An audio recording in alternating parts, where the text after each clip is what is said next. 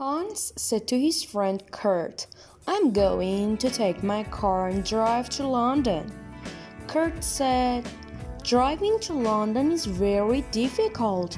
You aren't going to find your hotel." But Hans was not afraid. He drove to Calais, put his car on the ship, took it off at Dover, and drove to London. He stopped near the city and looked at his map.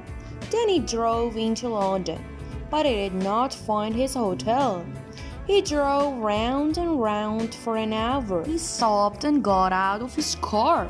A taxi came and Hans stopped it. "Take me to the Brussels hotel," he said. But he did not get into the taxi. He got back into his car. The taximan laughed, but then he drove to the Brussels hotel, and Hans followed him in his car. They reached the hotel in 2 minutes.